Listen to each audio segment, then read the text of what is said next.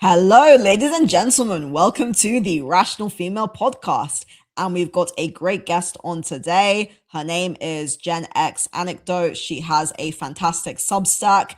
And we're going to be talking about feminism and what perhaps some of the lies that feminism has sold women, whether or not feminism has done women any good, whether or not women have actually been historically oppressed. So I'm really looking forward to this chat today. So this lady wrote a very interesting article I read talking about how the manosphere isn't the problem, feminism is. So, Gen X, why don't you start by telling us a little bit about that article and why you think that feminism may be more harmful than the manosphere?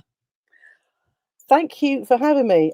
Really happy to be here. And just sorry about the avatar. I'm for a load of really boring reasons. I'm trying to keep my face. I'm trying to stay a little bit anonymous. So yeah, thanks for having me. Yeah, I wrote that piece. That was the first piece that I wrote that I didn't actually spend days poring over. It literally just sort of came out of me really fast, and I hit publish. I don't normally do that, and so and that's the piece that I wrote that's done the best. So make of that what you will. So yeah, I mean, I rattled that piece off really quickly. So it may lack some nuance, but there's absolutely, I meant every word of it. So the reason I came to write that piece was that the New Statesman, which is a kind of left-wing progressive publication who have a YouTube channel, did a poll recently, and for Gen Z in Britain, and I think they polled quite a lot of young people, and the results were not, I think, what they were expecting the results to be. The results were that young men generally don't seem to have really that much of a problem with young women, but young women, as far as the poll goes, seems to suggest that a lot of young women have been really actually very radicalized, and there seems to be huge swathes of young women who absolutely despise men, um, kind of on a really deep pathological level. I mean, there were a whole load of other sort of political aspects of this poll, which went into different things, but that was the thing that sort of struck me the most. I mean, even the New Statesmen themselves said, "Oh, well, we've been talking about the manosphere, and as it turns out, to everyone's shock, young women. Do we need to be talking about young women being radicalized instead of young men?" And so it was no surprise to me, the findings of this, but it seemed to be a big surprise to the ladies on this podcast who were acting like, what could possibly be happening here?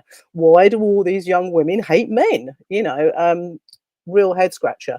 So I wrote a piece, and my piece is essentially saying that the manosphere, as odious as a lot of those guys are, um, doesn't have any cultural power. It is literally the sort of current sort of bogeyman monster kind of fear of the left. I mean, the Guardian and all these papers are constantly doing pieces about the manosphere and how scary it is, and how we all need to be terrified of young men being radicalized by Andrew Tate and all these guys, and how it's kind of like an emergency situation going on. And as it turns out from this poll, young men aren't really. I mean, I think it's a very small minority of men who are taken in by that, and for probably a whole host of reasons. And I think a lot of it is more sort of US based than here, it seems. And I think that it's been kind of like sort of storming the teacup to sort of pump up the sort of feminist narrative, which is a constant narrative of men bad and us women are all oppressed. And I've kind of watched this over the years. Obviously, I'm Gen X, so I'm kind of like, I'm 55 now, or I'm coming up to 55. I've got a husband, I've got a daughter. I've had quite an interesting and varied life, and I've experienced and seen quite a few decades. And so my perception of current feminism is based on my own experiences. I never went to university. I didn't study feminism. I'm not especially academic. My whole Substack is based on my own perceptions of reality based on my life. So yeah, I rattled that post off, and it just suddenly kind of, to my standards, went viral. It didn't really go viral, but it got a lot of attention. Um, because I think a lot of people just could relate, and yeah, so it seems to me that the thing that we need to be way more worried about, as far as I can tell, is radical feminism, not the manosphere. Um, because the manosphere doesn't, I don't think, has any institutional or cultural power in media, in the arts, in schools, in education. But feminism does. And I spoke in the piece about my daughter, who's now 14, and she's in secondary school. And, you know, luckily she's got her head screwed on, and she sees a lot of what she's learning as being a little bit ridiculous, some of it. And a lot of her teachers are feminists. So, she's in English, she's asked to write a piece about feminism. In history, she's learning about the history of feminism. Even in science, there are women in science. There's posters along the school corridors of women, prominent women, which is it's fine.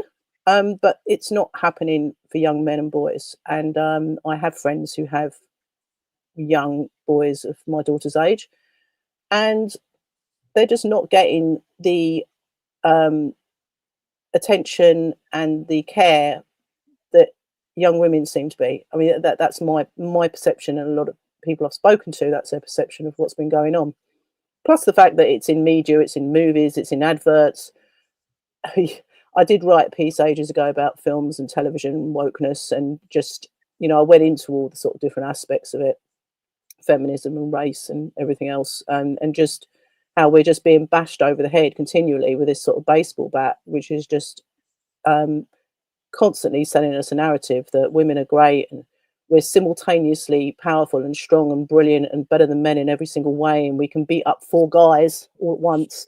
And yet we're also extremely vulnerable and victimized and oppressed. Make up your minds, So, yeah, that's Yeah, no, that's fantastic. So honestly, what you're saying, like I'm hearing so much of it, and I have seen that I've seen people discuss this New Statesman poll, and I would say I agree. I think feminism is much worse than the manosphere, and I think most men that I have spoken to do not like Andrew Tate. Most men do not like the manosphere. Most men do not seem to have these extremist views. I think that what it is that a lot of men have become very disillusioned with being told that they are the problem just for existing.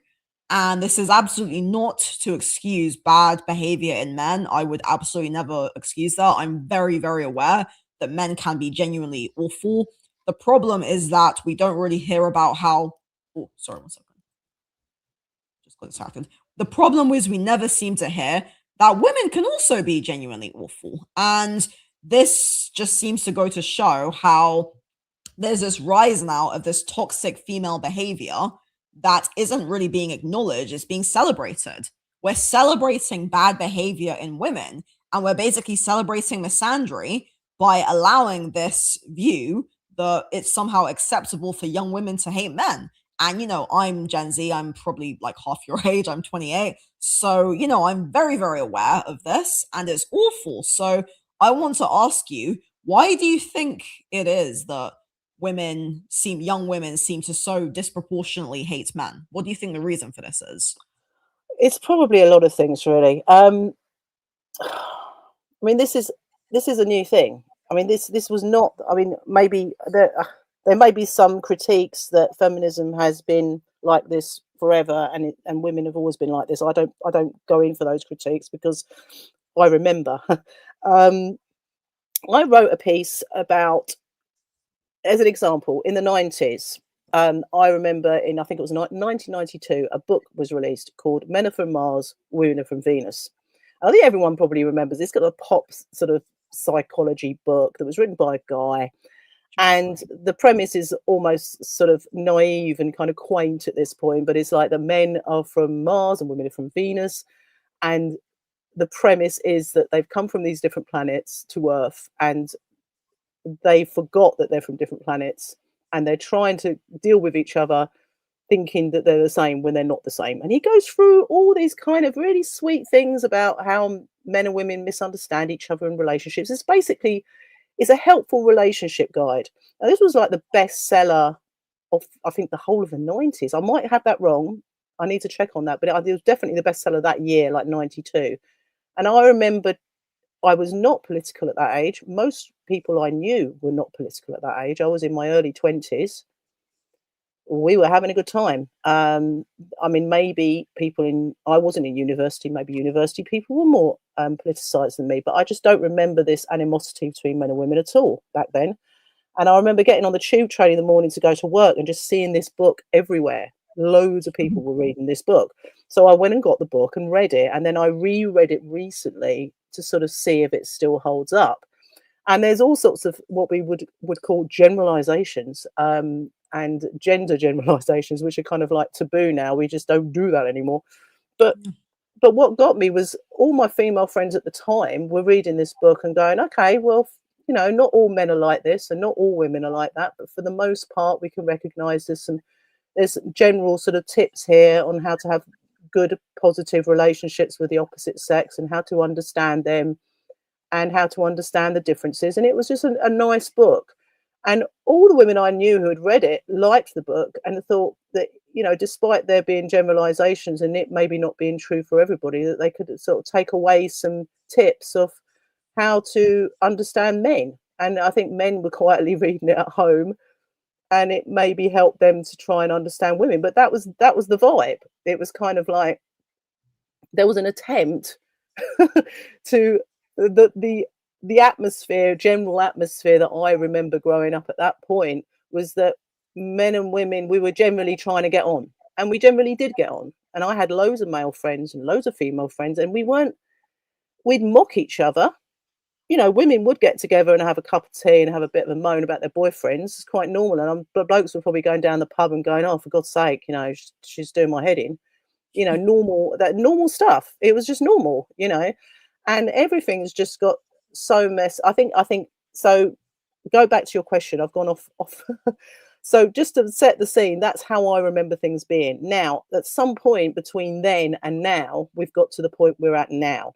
I think there's a number of things here. There's universities. There's a long march through the institutions that, as far as I can tell, have gone further and further and further left and further more radical for a number of reasons. I think Jonathan Haidt talks about this in depth of how universities have just been more and more captured by the left over time.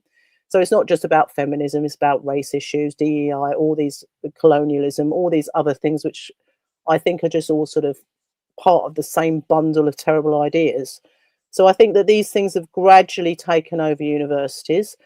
And then we've had the next generation coming up, the millennials. Now, I don't want to sit here and go, oh, millennials are, you know, obviously not everybody. But I noticed it in the workplace when the millennials were coming up. They were very different to us, a lot of them. There was kind of a different mindset there. And I think part of that's to do with the way that they were more coddled growing up. Schooling changed, I think, radically in the 90s. I left school in the late 80s. So I kind of missed everybody getting trophies. I think a lot of teachers going into schooling became more and more radicalized by the university and by everything getting more left wing. Ideas about gender and feminism were coming into play in universities. More and more people were going to university because of Blair, which obviously seemed like a great idea at the time. So there were more degrees that you could do.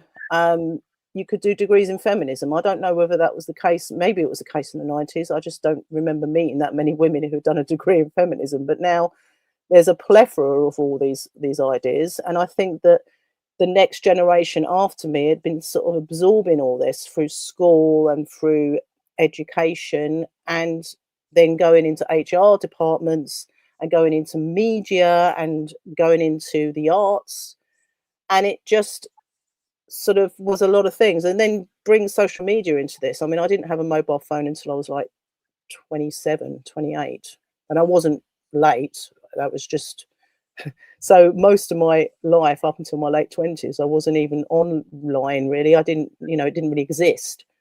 So we're talking about generations who have just been kind of steeped in online culture. And obviously we know the story of how that has kind of ramped everything up as well. So I think it's a combination of quite a lot of things that have gone on.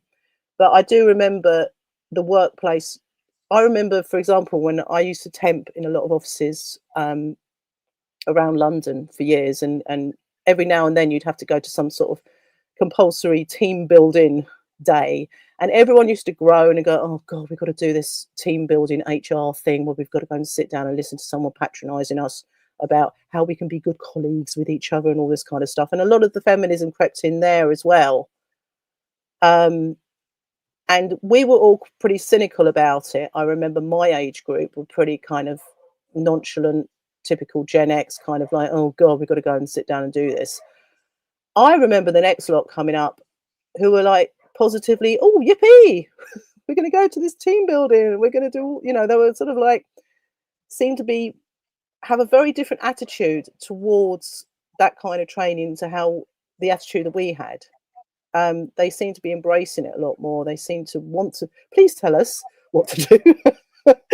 Please tell us what to think. It was a lot more kind of like that, which I don't remember my generation. I'm generalizing. Not everybody was like that, but I do remember attitudes changing a lot. So I think combine that with a lot more women going into managerial positions in HR departments, which, I don't necessarily have a problem with, but I think that if they're all coming from colleges where they've been steeped in all this stuff, then they're all going to be writing policies as well. It's all going to be leaning that way.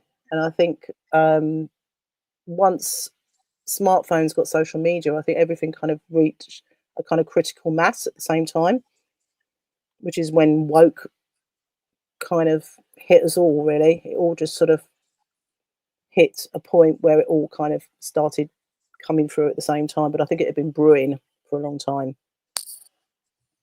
Yeah, no, you've said some really great things. So, no, I remember the book Men Are From Mars, Women Are From Venus because my parents had it. I think I read it when I was like 11.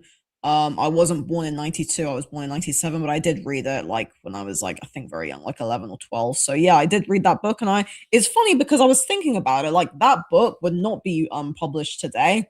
People would say it's all complete sexist. And, there's some really good books actually that talk about the science behind the female anatomy and the female brain. Like there's a book I actually read recently called The Female Brain by Luann Brizardine, and it's a very good book. And feminists will just say, oh, it's sexist, even though it's not. She's actually very, very pro women. She talks about how women are, neurologically geared towards certain things. And I think that it sounds to me like, because in the 90s, from what I understand, that's when feminism started to soften a bit. It kind of lost its radical roots from like the kind of 70s and 80s, and it softened and it became a bit more, you could say, liberal, more like girl power and stuff. And then it seems that in like the 2010s, as I have kind of come of age, it's become back to its very radical, misandrous roots. And I completely agree. A lot of it is down to social media because there's the rise of women online, women like Anita Sarkeesian or Jessica Valenti, Laura Bates, these younger women who, they write these books, they make these videos, and they just basically push misandry. And, as you correctly identify, we have a mix now because of intersectionality, which also became very ubiquitous in the 90s. We've got this rise of this, I don't even want to use the term left ideology because there's people who consider themselves left leaning, but they're more in the sense of like pro unions, pro working class, pro welfare. This is it's cultural Marxism. It's a kind of bourgeoisie left leaning stance and ideology. And absolutely, it definitely came from academia. It came from universities, and people can do degrees in gender studies or women's studies. I'm not sure.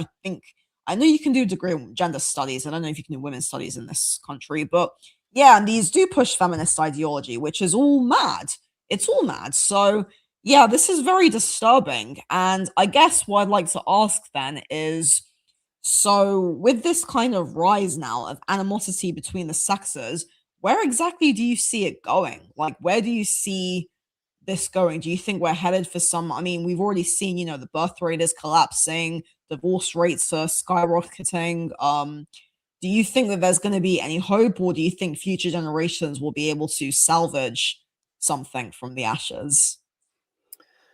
Yeah, I don't know. I mean, it's looking really bleak at the moment, and it seems I don't see any softening with a lot of the feminists, particularly the feminists that I see online in terms of their attitudes. And I, I'm seeing some of the kind of manosphere stuff, as much as I don't see it as a problem in the same way feminism is anywhere near. But there are disenchanted young men who have fallen down some of those online rabbit holes as well. Nobody's asking why. That's, you know, it's like, oh, we've just always had these sexists and they're really bad, and now we've got the manosphere and now they're just more powerful. And it's like, well, no, there's a reason. There's a reason why young men are falling down these rabbit holes, is because they just feel they've just been surrounded. I mean, I feel for them, because they've grown up with this narrative about men being toxic, the straight white man being the sort of like pinnacle of evil and privilege. I think a lot of the problems that we're seeing now. I mean, I personally think class is a much more, as you say about the kind of old school left. I would say, even though I was never that political, I would say I grew up in a working class environment. I would say I'm kind of moderately old school, sort of centre left, if you like, Yeah. Yeah. liberal, really kind of, milk toast. Really, I've never been radical in any way.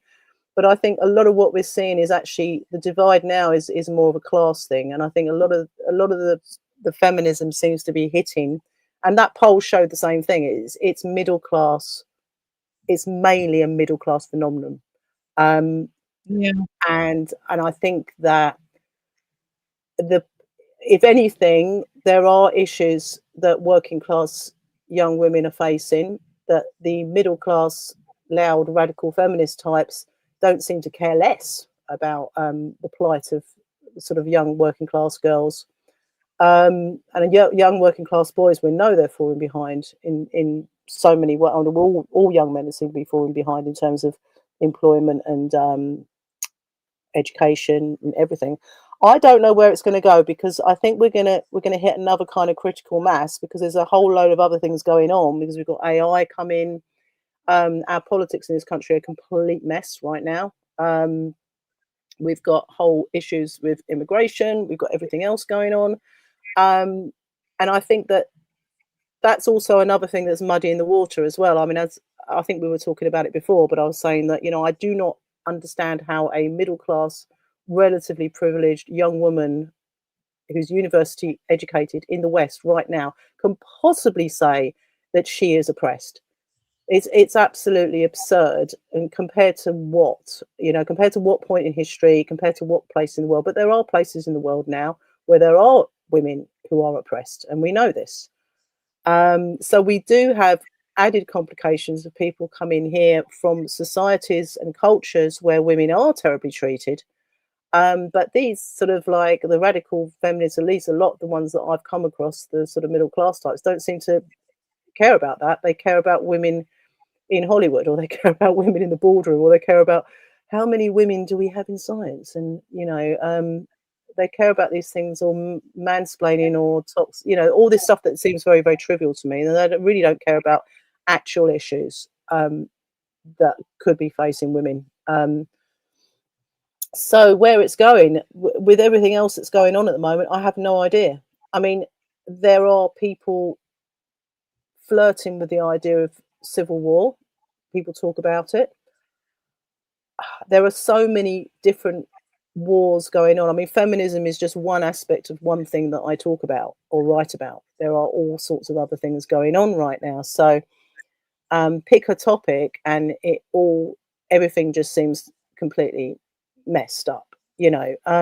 Also, it's very difficult to get a handle on reality um, when you're online, because we're all algorithmically funneled. We're all being kind of radicalized, actually. Anyone who says they're immune to it, and they think they've got a complete handle on reality and everything they're seeing is the truth, and they know they know what's what, I'm very skeptical of. because I Yeah. think that we're undergoing a kind of like revolution right now in terms of information as well. Um, so I don't know where it's going to go. It doesn't look good, but maybe um, I do have hope for. I mean, my daughter's 14. I do have hope for the next generation coming up. I am seeing glimmers of hope. Listening to you gives me hope. um, I think it's starting to become. I think more and more people are starting to see. Um, I the left and young women. There's a. I mean, when I say left, you know what I mean. I'm talking about wokeness, that middle Yeah. class kind of Yeah. phenomenon that we're seeing now. That's a Yeah. problem, and I don't know what's going to happen there. But I think it's very easy to see it as the majority of all young women. I don't know how that poll. I don't know how thorough that poll was. It seemed to me that it may have been mainly just university educated swimmers that they were talking to. Um, Yeah. Well, so, yeah, sorry. oh yeah, so I don't know how much it covered sort of working class young people.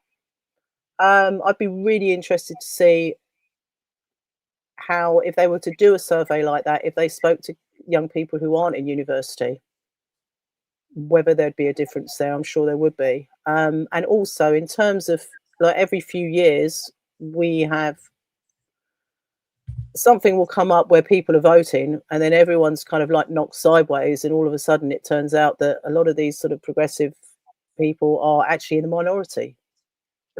So but I obviously, because they control the levers of media and institutions and education, it just feels like that that is the main thing that everyone thinks. It's very hard to get a handle on how many people actually are, whether it's a niche thing that just has a lot of cultural power, or whether it's the majority of young people. You know, I hope to think that it's not.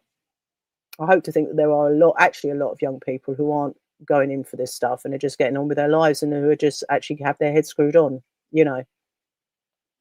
So yeah, I don't know where it's going to go. It's all a mess. There are many things, and something else might happen that might just completely override all this stuff as well. So um, something bigger might happen. War. I don't know. Yeah, no, I agree that class is a much bigger indicator of division. I think you and I are very similarly aligned. Like, I consider myself center left. I've pretty much always had that. I have my background as working class, probably like old labor, supporting. But yeah, feminism, it's always been a bourgeoisie movement. It was definitely, middle class, well off women, not necessarily super wealthy, but well to do women, very, university educated women.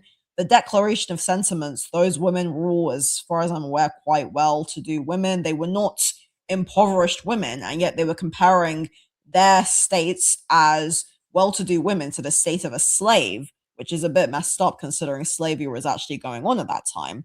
And I really agree that a lot of these women, they do talk about the grievances of women in Hollywood and women in, already quite strong positions of power. They don't really talk about women in Islamic countries. They don't talk about women in third world countries. Maybe some of them do, but the mainstream movement does not.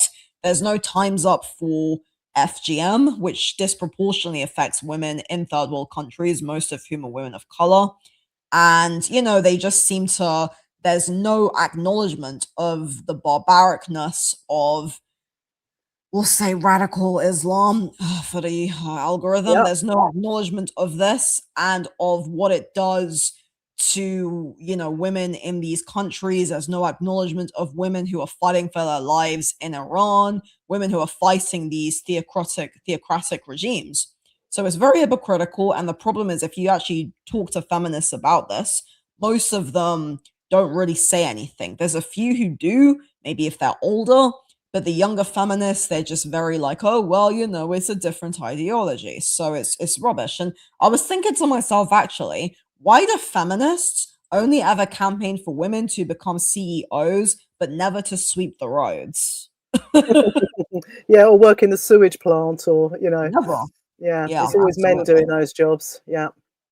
Yeah, Yeah. so they never acknowledge women in, sorry, they never acknowledge men's suffering or men's contributions to society. So I'd like to ask you then, do you think that feminism actually did any good for women? Because that in itself is highly debatable.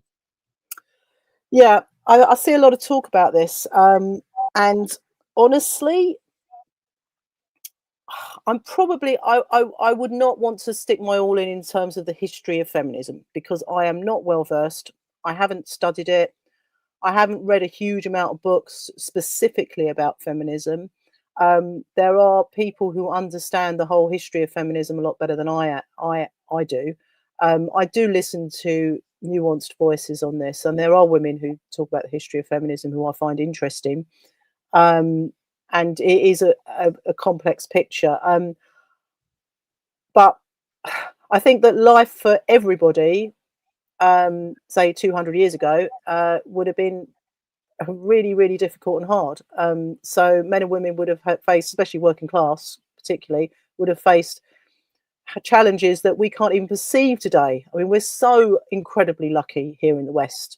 Um, you know, things aren't perfect, obviously, but God, our ancestors had very, very, very hard lives, the women and the men, in different ways. Not to say that sexism has never existed. It's not to say that there haven't been issues for women. There have been issues for both women and men, and I think that acknowledging that is fair. And I also think, sorry, what was what was the question again? Well, I So, was just saying, do you think feminism did any good? oh Somebody in the yes, yes, chat yes, mentioned it gave you a lot of rights. I think that's a very, very yes, debatable sentiment. I think that's the kind of general consensus, but I agree with what you've been saying, and I generally push the view that actually life was very hard for most people, male and female, and I attribute advancements in rights more to things like, in my view anyway, secularism and liberalism, capitalism, the advancements of human progress. I don't think feminism, in the ideological sense, actually did women as much good as it claims to have. I think that, mm, Camille Paglia's book, Free Women, Free Men, talks a lot about this. It's a very good book. And she talks about how, there were so many other social changes going on. Feminism was one of them. And I think feminism has kind of taken over and taken credit for all of the things that have happened in society to, you could say, advance the position of women, to make that argument. I think yes, that there's actually a lot more, like, for example, the view of equality, the abolishment of slavery that led to kind of seeing people on a more equal level. Like, we didn't actually have, there was no concept of equality in humans before the Age of Enlightenment, to my knowledge. Men and women, all men are created equal, but men in that sense meant men and women. It was used as a plural term. And, the rise of seeing people of color and white people as, on equal footing, that obviously came about in the 20th century. I think things like, technology inventions. I mean, you mentioned a bit about AI. I'm not going to talk too much about that now, but I think inventions like, the washing machine or kitchen appliances, there was this massive economic boom after the Second World War. There was this rise in consumerism. And, there were a lot of job opportunities. A lot of women had opportunities to work. I mean, women have always worked. It's a myth that women have never worked, but women had more opportunities to pursue higher education in the kind of 19th and 20th centuries. There's a lot of social reforms that have happened. And I don't think that it's fair to attribute it all to feminism. That's my view. no, I completely agree. I think, yeah, I mean, technological advance. Gosh, um, the progress in terms of comfort and amenities and um, medical um,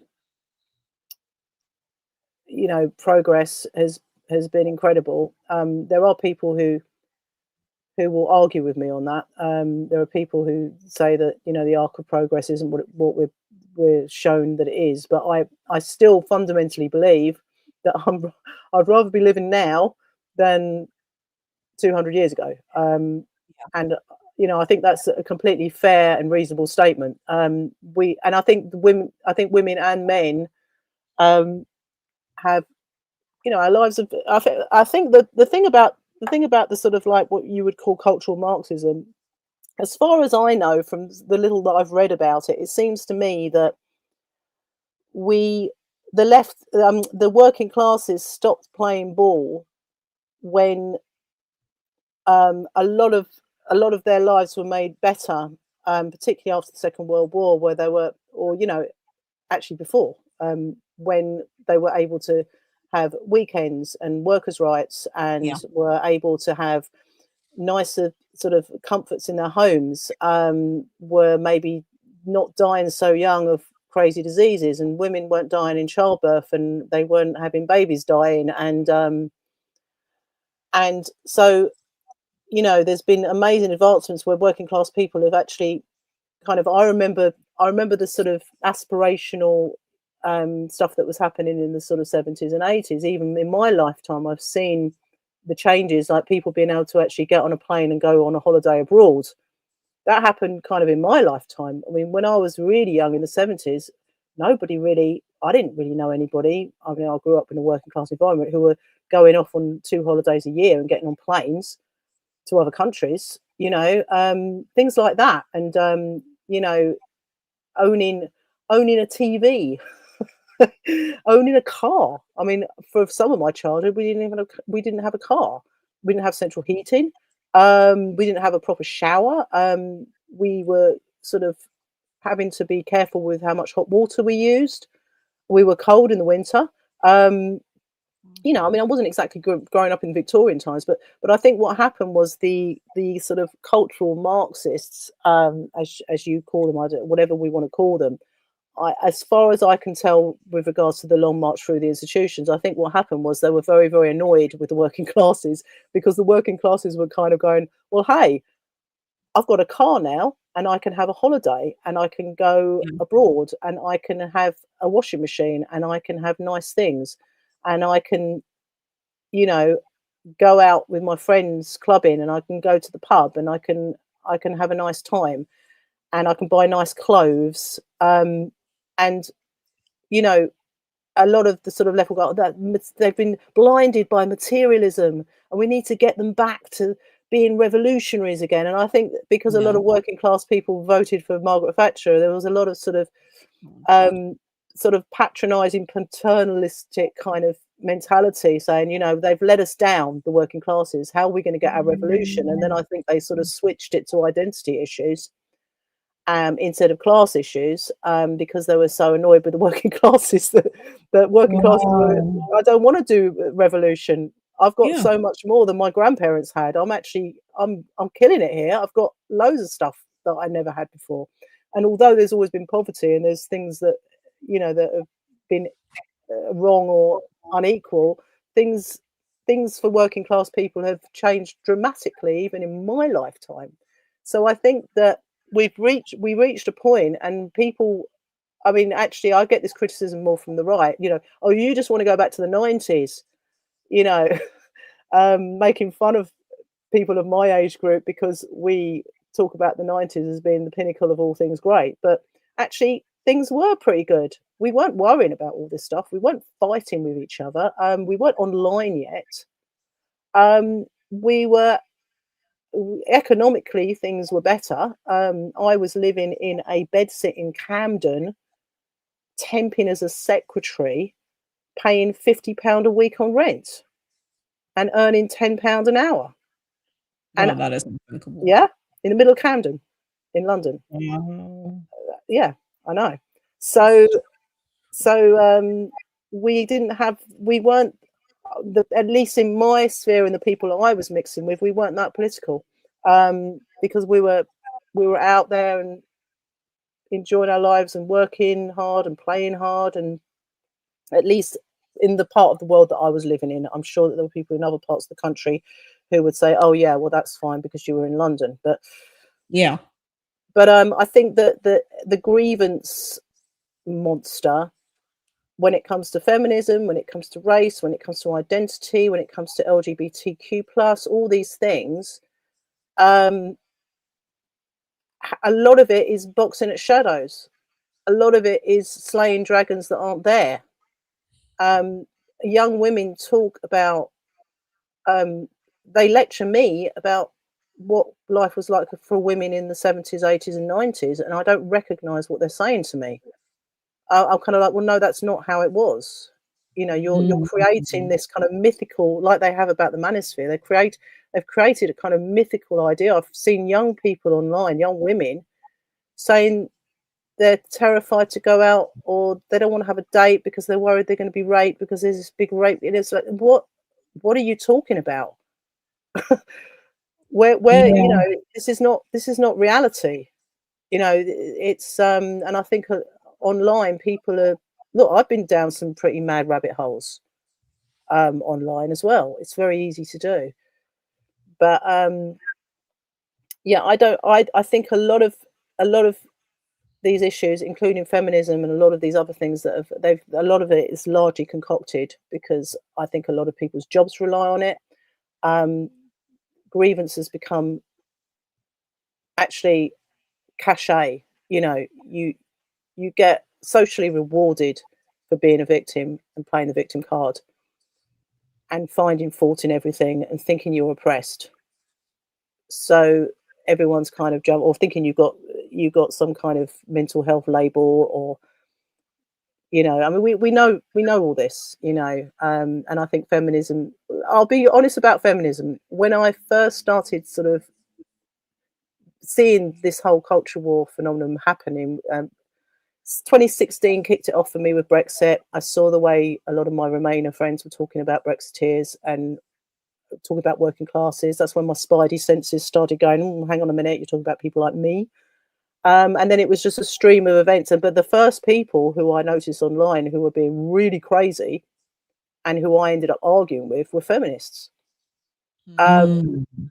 and they were just screaming at me because I was talking about Me Too and saying, well, look, of course we don't want men who are actual, genuine, real predators should be dealt with, um, with the law, because we have laws about these things, and that's correct. We don't want these guys getting off with that. But actually, for the most part, what are we doing here?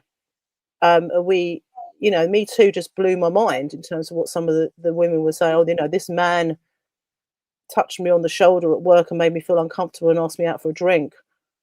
Oh, I'm going to try and get him fired for it. This kind of stuff that was going on. So I noticed that happening. But then we got an added kind of complication with all this, with the trans thing, because I happen to think that TERFs with are onto something. you know, they say a lot of things that I think are true and I agree with. They say a lot of things that I don't agree with as well, because I'm not a feminist. But with that whole ball of, I don't know, box of craziness adds a whole layer of extra complications to it, because women are right to say we don't want blokes in dresses coming into our changing rooms and all the rest of it. So that's a whole other issue that I don't, that's a lot. That's another. Everyone's talking about that, so I'm not going to go into Yeah. that. But yeah, it's many things. Many things can be true at once. Many things are happening at once. And in terms of noticing it over the years, it's I think a lot of what I see is I just don't recognize it from my reality growing up. Okay. Yeah, no, it's very interesting. You mentioned how a lot of working class people voted for Thatcher. I mean, Thatcher is not someone I would say I support, but she definitely, she escalated a large economic boom, especially in London and the South. Somebody mentioned, correctly, which I've talked about, the birth control pill that was invented by men. It was, yes, Margaret Sanger was the founder of Planned Parenthood, but the actual pill itself, it was invented by Carl Gerasi, and then Frank B. Colton and Gregory Goodman Pincus. They developed it. So it's very true, birth control did create a lot of, you could say, reproductive freedom for women. Whether you view that as good or bad, that's up to you, but it's an innovation. This person has also asked, do you guys feel like you were oppressed in general? Do you feel like in the 70s or 80s as a woman, do you feel like you were being oppressed? No, not at all. Um, I've got a complex childhood, and my time at school was quite hard, and I ended Yeah. up leaving home getting thrown out of home at 16. I had a terrible relationship with my parents, and I was homeless. But I wouldn't say that's got anything to do with the fact that I'm a woman. That was just my particular circumstances that I was surrounded by. There were things. I mean, in the I wouldn't say I was oppressed. Or I felt oppressed. There were things that were in the media that were annoying sometimes in terms of how women were being presented. So I'm not gonna say that that's not a thing. Although I did really enjoy Carry On films, and I still stand by that. What um, film, sorry? Carry On films from the 70s and 80s, I don't well, from the 70s mainly. They're kind of like British sort of like comedy films, like very. Monty Python? No, they were more sort of, kind of bawdy, men looking at women and people's clothes falling off, and just kind of like, "Oh, core," quite sort of Cockney girl, "Oh, saucy," it's all a bit like that. And I still enjoy watching. They're so dated, but I still enjoy watching them. But there was, I mean, when I first worked in offices, I'm not going to lie, I did occasionally have the odd boss who would sort of be kind of crass, um, and make comments to me and expect me to wear a skirt. And, Okay. you know, and I'd never called myself a feminist, but if that was the case, I would just be like quite straightforwardly, no. But I think that's the appropriate here's way to handle it, though. well, this is the thing. It's how you handle it, right? So Yeah. I spoke about this because I used to be a DJ, and I used to be working in the world of music, and I wrote a piece about this. And it's not as if I haven't faced, um, men being idiots or Yeah. sexist or saying things that were inappropriate, or I've actually, my first relationship was with a really abusive guy, that I Yeah. got out of, and then I met some really lovely guys after that, so I was lucky. Um, Yeah. but it was, I was chatting up to this about a guy recently. It's like, you go clubbing, and sometimes you get some drunk guy come and sort of try and touch you on the dance floor, and my attitude was always just like, push him away, no, mate. And, I mean, some and women then enjoy and that then as walk well. and then Some walk women that was it. do I hook mean, up with we actually had a drugs. sense of humor about it as well. Yeah. It was kind of like a bit pathetic, and I Yeah. wasn't intimidated. I mean, maybe a lot of feminists who have had maybe some terrible experiences with men would not like me saying this, but I always just gave as good as I got, stood up for myself, and I found that a lot of guys that I had who were bosses who behaved like that were also arseholes towards men as well. There So you go. There so, you go. they were just those kind of Absolutely. guys, Yeah. Absolutely. so Yeah. it's not like I'm not gonna pretend that these things never existed, but I think, um, it's like now we've got this kind of snitch culture of kind of like not I mean, I wrote about this as well. It's like everyone's running off to HR every 5 minutes to go and sort out their problems. Yeah. If a guy comes up to you in an awkward way and kind of fancies you, and it goes a bit weirdly, and you're just like, "Oh god," you just deal with it interpersonally between the two of you. Well, the thing I is, mean, a lot I'm of not. women, they like men who have a backbone. A lot of women like men who are very assertive and like men who are a bit of, a-holes, to be blunt. But also now, I think the problem with my generation of men is they are like that. They're very timid, they're very frightened, they've become so feminized, and they're scared to talk to women. Most men, like my experience of dating has been a complete roller coaster. Men generally are not interested in commitment. A lot of women are not either. A lot of experiences are very shallow, very superficial. You have fun. I'm not saying it's all bad. I've had fun, but it's like there's no kind of substance, nothing really substantial is formed. Or if you do get a relationship, the guy is maybe not masculine enough. He might be very, I don't know. I think this is a big problem. Like, this is a horrible dating crisis. Like, I wish actually men would be men again. Like, I wish the men were more manly, not in a horrible way, but I wish men would behave like men, because I think that when men are very scared, like a lot of men don't even ask women out. A lot of women have to make the first move. A lot of women have to say, do you want to go out? Because, men are so scared of women now. So I think that it's terrible. It's really broken things down. I do relate to you as well. I've had some very definitely terrifying experiences with men in my life, but I've had bad experiences with women too. And I think that we look too much at bad male behavior, but not enough at bad female behavior. So somebody said, do you feel like you're oppressed like now, as in today in 2026? I would personally say no, I don't feel like I'm being oppressed. And like yourself, Gen X, I've had, a lot of very, very serious difficulties in my life. And, a lot of these women who talk about how life is so terrible for modern women, I don't see it. I think the average woman is doing okay. I mean, a lot of people my generation have very serious mental illness, but a lot of these are men. Men are actually more likely to take their own lives than women. So Yes. it's terrible. And just to look at the other comments, if feminism is the problem, what would be a solution with extremism? I'm not sure how to answer that, so I'm going to skip that. Men are doing their damnness to avoid false accusations, including avoiding interactions with women altogether. Yeah, it's terrible. So I personally hold the view that actually feminism, there may have been some genuine, I'm not going to negate the fact that there weren't genuine grievances that some feminists throughout the last, couple hundred years that feminism is going on.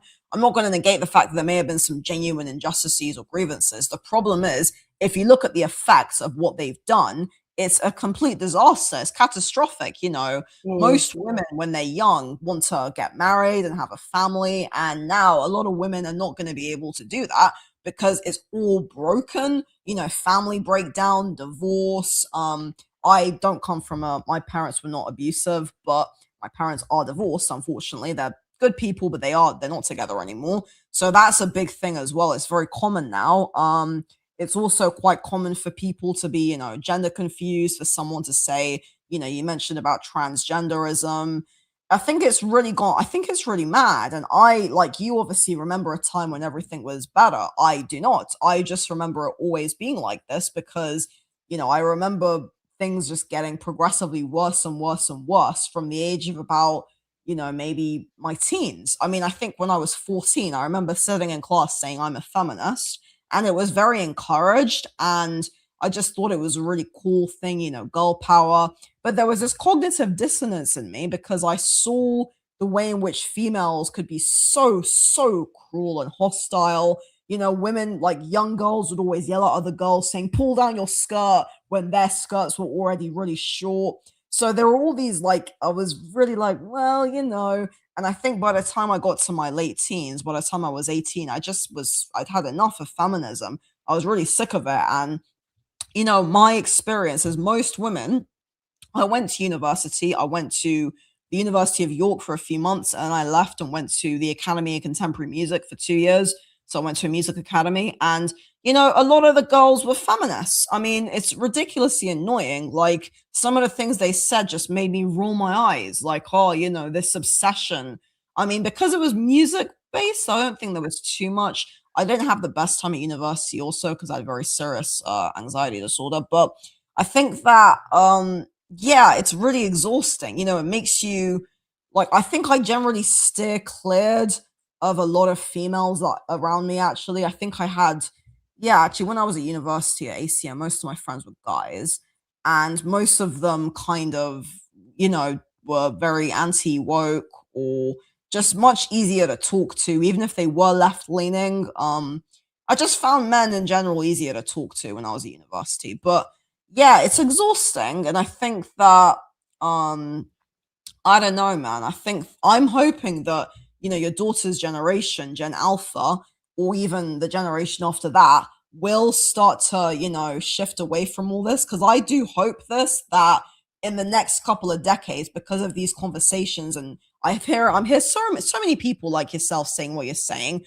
I think that things will change. I don't think people are going to be, like this forever. I think at some point people will start to see the damage that has been caused by feminism and by wokeism and all this stuff. I think a lot of people, I think a lot more people do actually secretly not agree with all of it. Even people who might say, for example, I'm pro like somebody I was talking to, for example, who I don't know their views per se, but they were saying, oh, I don't think it's fair what's happening with J.K. Rowling. Like, I think there's quite a few people who do actually not agree with the wokeism. It's just that because woke is so mainstream and it's everywhere, and as you said, it's in the films, it's in the media, it's on YouTube, social media, everywhere. I think more and more people secretly disagree with that. It's my view anyway.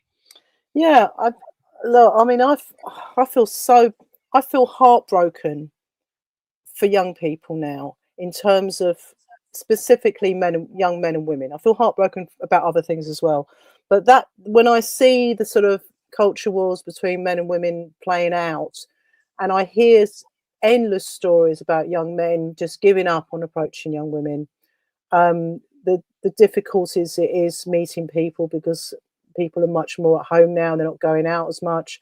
um, I feel so bad for your generation. I really do, because everyone's so politicized now.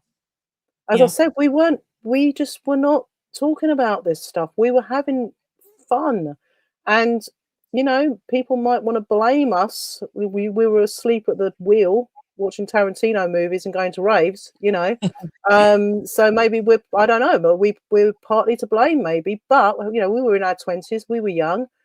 And I'll be frank with you, we were having a very good time. I mean, at least in my cohort, a lot of the people that I knew, I was going out all the time. I was mixing with men and women all the time, and it was much more free flowing, much more natural, much more sort of, we wanted to kind of get on.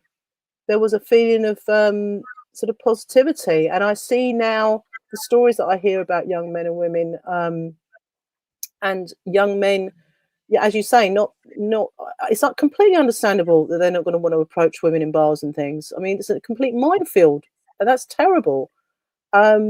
Because the very tiny minority, I mean, I think Camille Paglia talks about this, the very tiny minority of men who are actual crazy psychopathic kind of predators are always going to be there and always have Yeah. been there. Yeah. Okay, and they're at the extreme end of the sort of bell curve, and they're psychopaths, right? And we've always had these people, and that's why we have laws and prisons, and hopefully that's how we deal with those people. Rolling this kind of narrative out, see that I think that the thing about feminism and a lot of these woke ideas is they think they want to kind of socially engineer people. So they're rolling these ideas out to all young men about them being toxic and about, this constant narrative. So young men who don't, they're not the psychopathic weirdos, which is a small minority. They're just normal guys who Yeah. probably, that was what came out of the poll, that a lot of the young men just want to have a girlfriend. They just want to have a nice time. I mean, men are quite straightforward. I mean, I've always found men easier to navigate generally than women, although I've got some amazing female friends and I care about young women and I care about young men equally, But I feel it's just such a mess, and I feel very bad for young people trying to navigate this. I want my daughter to have I wanted to have a good time. I wanted to have explore and have opportunities. I want her to meet and have relationships, and all that's going to be messy as well. There's going to be heartbreak. There's going to be good times. There's going to be confusions. It's all part of being young. All that stuff is the good stuff. Wouldn't want to be young again, but I definitely wouldn't want to be young now. But part of the whole learning curve is you have to get out there and have relationships and meet people of the opposite sex, and if you're straight, and try and have relationships that go well, have relationships that don't go well, explore all that stuff, which is part of learning as a human being, and I just feel that they're not experiencing. I mean, I had the opportunity to travel as well, which was another experience that I had that shaped how I feel about men and women in the West, because I've been to countries where I did not feel safe as a woman, where it wasn't comfortable for me walking around without being completely covered up, and where I felt vulnerable as a woman. And I came back to England and I wanted to kiss the ground when I got off the plane. I was just like, thank God, Western guys, hallelujah, you know. So compared to what, you know, and I just think I feel bad for young people trying to navigate this, because I want them to Yeah. have all the things that I had. I want my daughter to have fun. I want her to have opportunities. I want her to have all those messy human experiences, you know, that are natural and normal part of growing up. And they're just having so much taken from them in terms of that. And I think they maybe, I don't know, maybe there will be a revolution and young people will get out there again, and just, as you say, the next generation are just going to just realize that all this is just bullshit, and actually men and women complement each other, and we're supposed to be yin and yang. I see this with my husband. We've been together for 27 years. No relationship's perfect. We have our ups and downs, but generally speaking, we complement each other, and we also fun and humor. You know, this is what I see. There's so many people who just completely don't have a sense of humor anymore. They just don't have a sense of, you know what I mean? I sometimes make jokes. I make jokes all the time on my Substack. I do that. I make light-hearted jokes about little things between me and my husband, about the little jokes we play on each other and things like that. And I get kind of completely descended upon because people just don't get the joke. It's kind of Yeah, like, but yeah, joking, guys. anyway. It's all, we're just having, you know, it's just a bit of light-heartedness. You know, everything's so heavy and serious, and I'd love to see young people being silly again, having some Yeah. fun, you Well, know. my generation, generally speaking, from from my knowledge, I think almost every single person I've met between the ages of 20 and 35 either is depressed, has depression, anxiety. Like, I'm actually seriously trying to think if there's anybody I know. Probably a couple people, but the majority of people that I know who are in their 20s or early 30s, like, have either been diagnosed with depression, anxiety, or have like, it's really not a strange thing, which I know probably sounds quite sad to you, but I think my generation, we're all depressed, we're all jaded. Like, I was very depressed as a teenager, and for me, like, that's not a strange thing. It is sad, but it's not something I consider strange. Like, we've all heard stories of somebody, taking their own life when they were like 16 or wanting to or trying to. I mean, it's not a strange thing. So yeah, you're right. We need more lightness, but we've come to the end of the stream now. So thank you so much for being on today, Gen X. It's been a pleasure. And I hope that you guys have enjoyed this. I will be live again on Tuesday, the 26th of May. So yeah, in a few days. Anyway, thanks for listening, everybody. Thank you This is so the much for having me. Thank you. This is the Rational Female, and I am tuning out.